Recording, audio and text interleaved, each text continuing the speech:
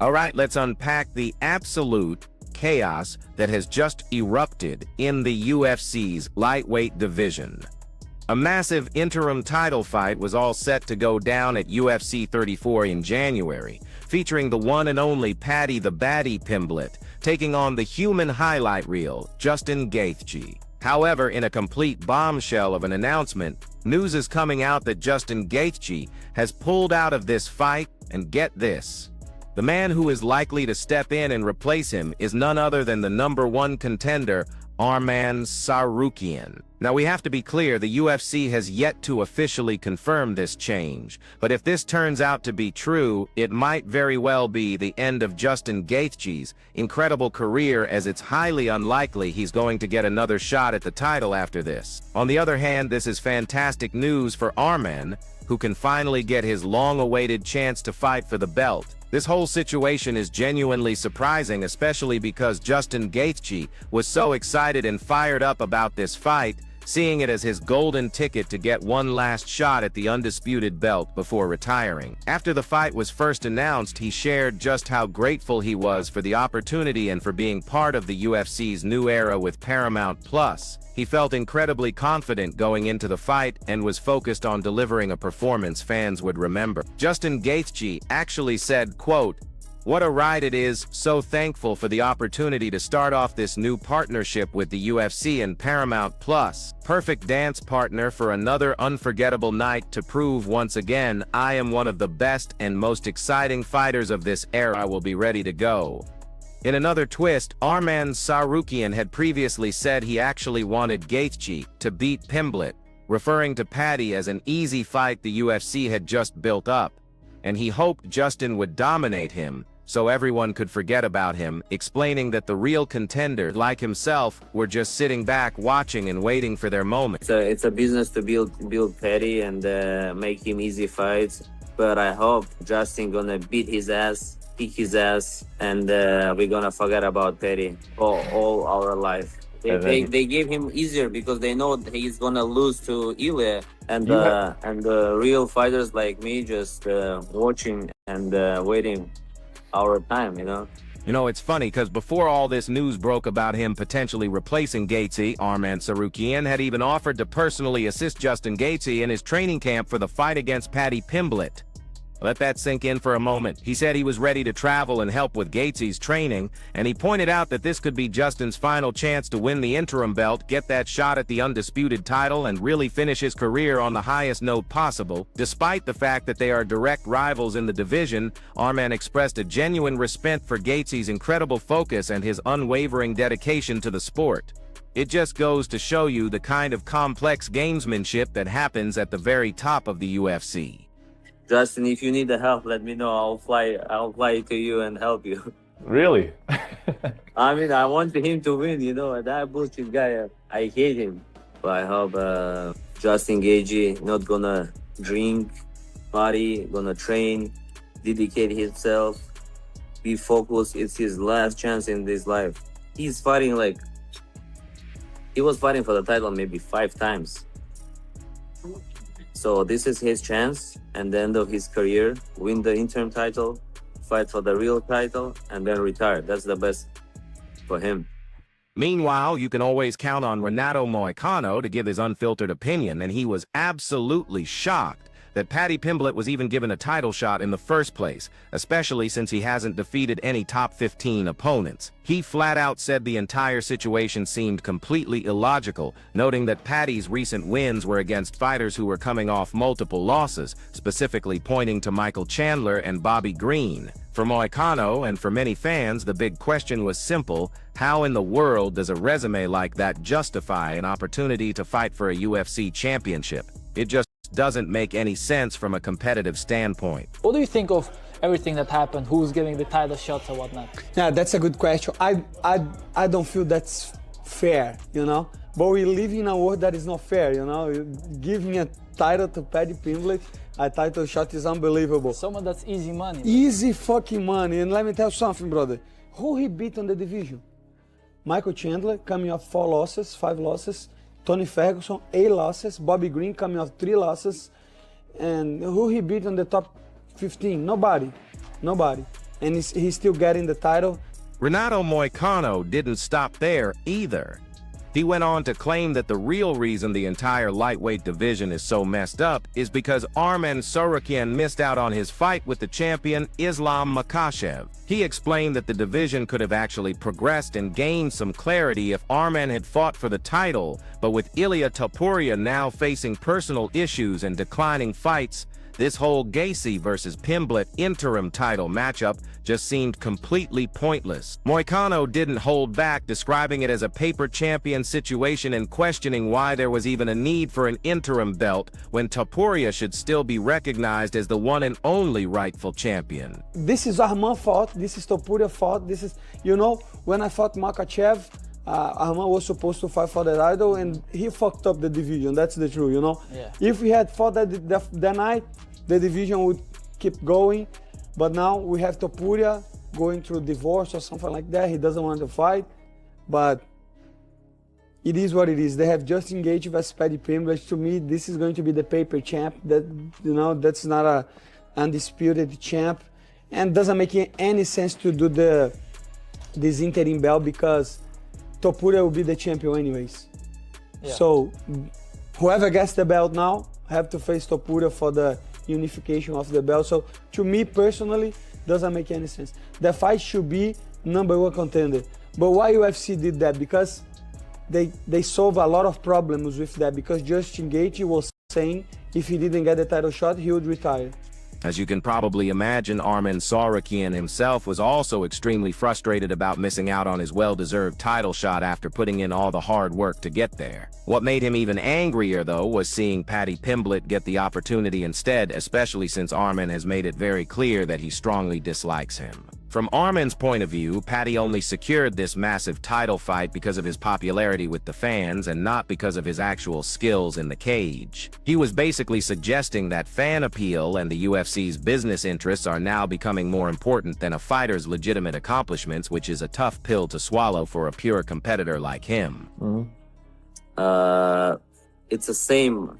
He has like a followers or whatever, or his country is big, or I don't know, UFC likes him so much, or he's selling, or what he's doing, I don't know. So he got his title fight because of that. And just to be clear, Arman also mentioned that he has zero liking for Paddy Pimblett whatsoever. He laid it out in no uncertain terms, saying that if they were to ever share the octagon, his one and only plan would be to completely dominate Paddy on the ground with a non-stop storm of brutal elbows. He even brought up his fight with Dan Hooker, explaining that in that fight he was debating between going for a choke or finishing with strikes. But against Paddy, he said he wouldn't even think about looking for a submission. He would just keep dropping elbows until he completely overwhelmed him and left him badly marked up.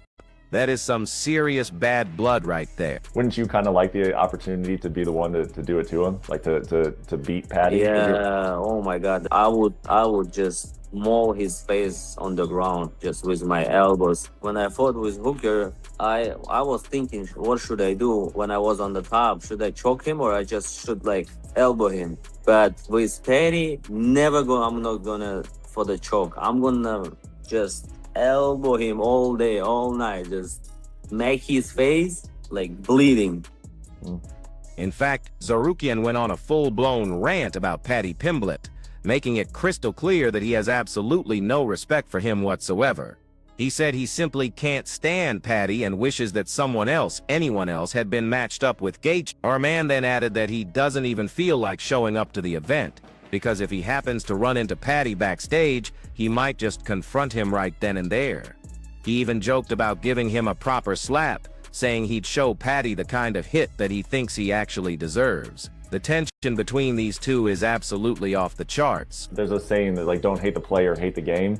But you hold it personally against Paddy Pimblett. Yeah, I hate just Paddy. I hate Paddy. Yeah. I wish it was Oliveira fighting with Gaethje or someone different, but not Paddy. I hate that guy. Will you be at the fight? I imagine you'll go to January 24th, yeah? You think you'll be there? I don't want to be there because I'm going to fight with somebody there. Because if I see Paddy, I would like to slap him. Not slap like slapping Ilya, real Armenian slap. Maybe this is Spanish slap, like when they put on the neck, that's the slap. I'll show him like a real slap. On the other hand, the current champion Ilia Topuria has also faced a significant amount of criticism from the fans for choosing not to fight during the first quarter of 20. Many people believe that he's trying to avoid a matchup with Arman, who is undeniably the #1 contender in the division. However, Sean O'Malley thinks Ilia Topuria is actually making the right decision by staying out of competition for now. He explained that if Topuria is genuinely dealing with a divorce or other serious relationship issues, he absolutely needs to take the time to sort out his personal life before he can even think about entering a grueling fight camp. O'Malley added that a fighter's mind has to be completely ready, focused, and sharp to compete at this level. And this is clearly not the right time for Topuria to be in camp. How do you feel about Ilia not fighting? I don't blame him at all. You know, if he's going through, you know, that kind of stuff, divorce and relationship stuff, you know, it's you gotta figure out that stuff, personal stuff, before you get into fight camp. Your mind needs to be ready, focused, sharp. You need a good team, good, you know, people around you, and if you're dealing with that stuff, it is not a time to be in fight camp. So yeah, I think he's making the right decision.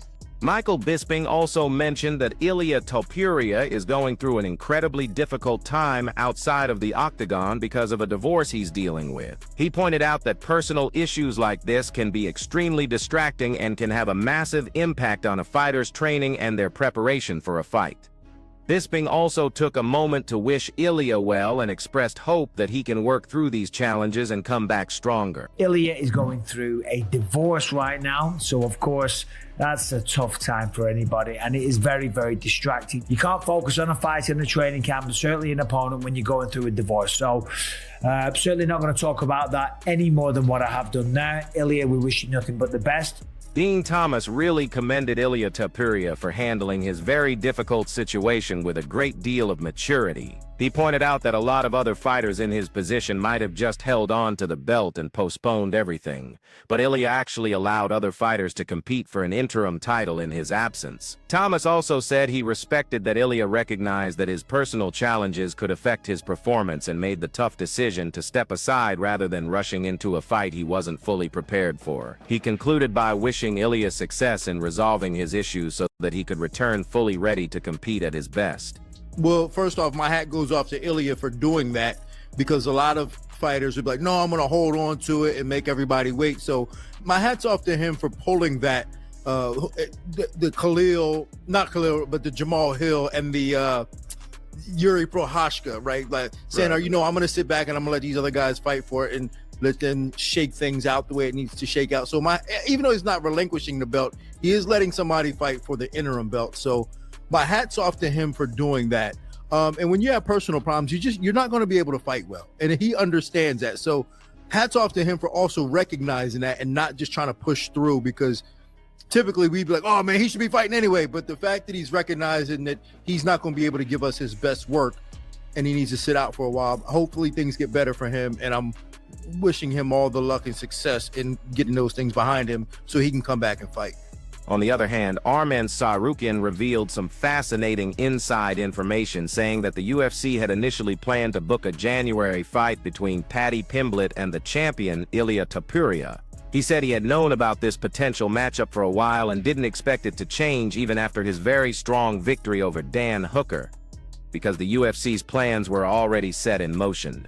According to Arman, everything was thrown into chaos only when Ilia had to withdraw, which forced the promotion to pivot and come up with a completely different approach for the division. I already knew that Paddy gonna fight with Ilia Topuria in January, but I didn't know they're gonna do interim title versus Gaethje and Paddy. But I knew that UFC wants to do Ilia versus Paddy, and on my mind, I didn't think like it's something happened even if I knock him out, because they already set up that all things.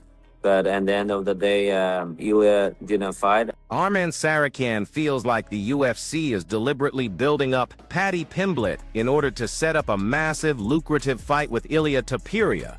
all while overlooking him even though he is confident that he can beat anyone in the division right now. He described both Paddy and Justin Gaethje as easy matchups, and went on to say that even Ilya wouldn't really challenge him. He noted that the only fighter who has ever been a truly difficult opponent for him was Islam Makhachev, and he believes that no one else in the entire lightweight division is on his level at this moment. I think this is UFC game plan. It's not like a family issue or something. It's they want to make star Paddy Pimblett and to bring him to fight for the title with South Korea has a bigger name and make it like a big fight, like Khabib versus Conor, but they're not even if he got the belt. They know I could beat everybody. That's why they didn't give me title fight. Paddy, for me, it's a easy work. Justin, it's a easy work. Ilya, easy work. It was a hard work, Islam, but he left. So nobody on my level on this division right now. On the other hand, Michael Bisping described the potential Paddy Pimblett versus Justin Gaethje fight as a very competitive and exciting matchup. He pointed out that even at 36 years old, Gaethje remains an incredibly explosive fighter with powerful wrestling, sharp striking, and of course, those legendary leg kicks. And he doesn't think his knockout loss to Max Holloway is an accurate reflection of his typical skill level. At the same time, Bisping also praised Pimblett for his dominant win over Michael Chandler and highlighted his undefeated UFC record, calling him a very real threat in this matchup. But this is a very, very tough competitive matchup. Now, Justin Gaethje is no spring chicken. I think he's 36 years old. But you know what you're going to get with Justin Gaethje. Yes, of course, against Max Holloway at UFC 300, he got knocked out. He got embarrassed. He got face planted. I tell you what, it was a shocking scene, okay? But that's not normally what happens with Justin Gaethje. He is one of the most exciting fighters. They do call him the human highlight reel for a reason. He's got great wrestling, but the boxing, the striking, the leg kick, the punch power that he has, I'm telling you, this man is no joke. And neither is Paddy Pimblett, right? We saw last time against Michael Chandler, he is the real deal. He absolutely smoked him. He's undefeated in the UFC, put a beating on Michael Chandler. Michael Bisping views this fight as what is likely Justin Gaethje's final major opportunity for a big win.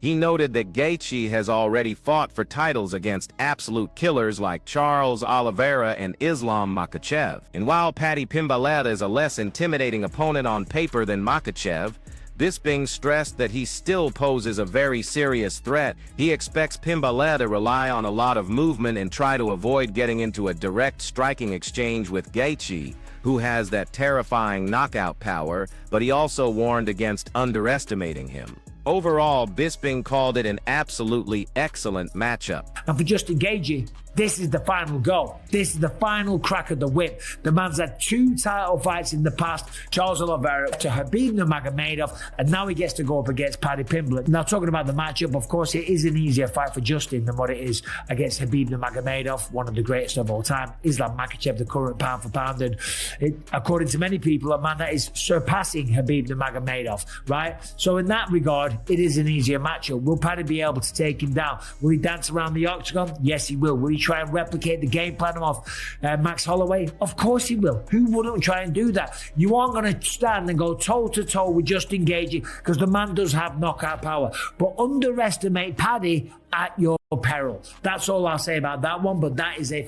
Meanwhile, Den Thomas explained that he thinks this entire situation reflects how the UFC's new broadcast partner, Paramount, is influencing their matchmaking decisions by favoring fighters who attract the most fan attention. He said it's a very difficult expectation for athletes to have to both win and put on these incredibly entertaining high-risk performances every time they fight. Thomas added that grappling-oriented fighters like Arman Tsarukyan often receive a lot less recognition than fan favorites like Justin Gaethje, even though he knows that Arman would jump at the chance to take a fight for the interim title if it was offered to him. Right. Well, I know someone who's not happy, and I'm sure that's Arman Tsarukyan, right? I'm sure he believes he deserves to be in this fight, and he was saying even after the win, like, didn't take any damage. If they want me to fight in January, that's when he's being asked about Ilya, but I'm sure if they called him to fight either of these guys for an interim belt, he would have done it.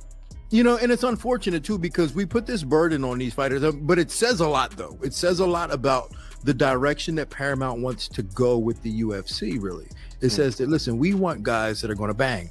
And it's an unfair burden that we put on fighters to say, we want you to win, be successful and win it. And you also have to entertain us by putting your neck on the line and taking a lot of chances and taking damage in the process. Because when you got guys like Justin Gaethje, that's what they do, but they're fan favorites. A guy like Arman Tsarukyan might not be a fan favorite because he's so grappling oriented.